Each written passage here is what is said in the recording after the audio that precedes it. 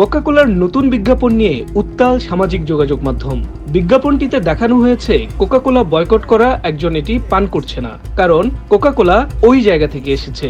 এখানে ইসরায়েলের নাম সরাসরি না বলে ওই জায়গা হিসেবে উল্লেখ করা হয়েছে।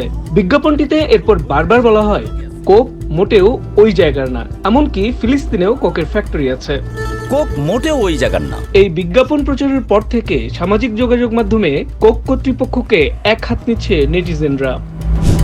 একজন পোস্ট করেছেন, কোরবানির আগে মার্কেট ধরার জন্য এমন একটা অ্যাড বানিয়েছে যেটায় সুলতান সুলেমান খানকে ব্যঙ্গ করা হয়েছে এবং এমন প্রভোকেটিভ ভাষায় বয়কটকে খোঁচা মারা হয়েছে যে বয়কটকারীদের মধ্যে থাকা ছাইচাপা আগুন আবার জ্বলে উঠেছে।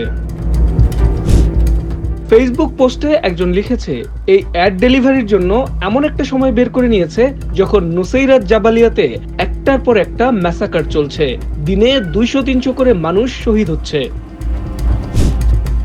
নেটিজেনদের একজন লিখেছেন, আরে মিয়ারা, কোক মোটেও ওই জায়গার না। লাইনটা বিজ্ঞাপনে যতবার কানে আসে অন্যরকম একটা আনন্দ হয়। ওই জায়গা এতটাই নোংরা যে নাম উচ্চারণ করার সাহস ইভেন কোকেরও হয়নি।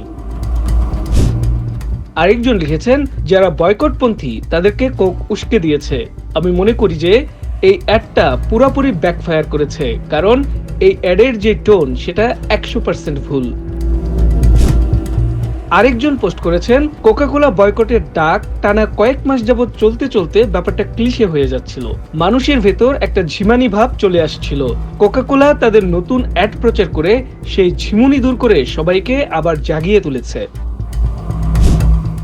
একজন লিখেছেন, আমি নিশ্চিত কোকের এই বিজ্ঞাপন দেখে মানুষের মনে এই সন্দেহ আরো গাঢ় হবে যে কোকের তাহলে আসলেই ঝামেলা আছে। একজন পোস্ট করে লিখেছেন, এতদিন কোক গ্রামের চাচাতো ভাইদের কাছ থেকে পয়সা নিয়েছে, কিন্তু তাদের মতামতকে শ্রদ্ধা করে নাই। এই পরিস্থিতি এবার বদলে গেছে। গ্রামের চাচাতো ভাইরা বলে দিয়েছে, আমার মনের মতো না হলে আমি বিকল্প খুঁজে নেব। কোকের ফ্যাক্টরি ফিলিস্তিনে আছে বলা হলেও ফেসবুকে সবাই বলছে এটি মূলত দখল করে রাখা জায়গায় গড়ে তোলা ফ্যাক্টরি, যার লভ্যাংশ যায় ইসরায়েলে।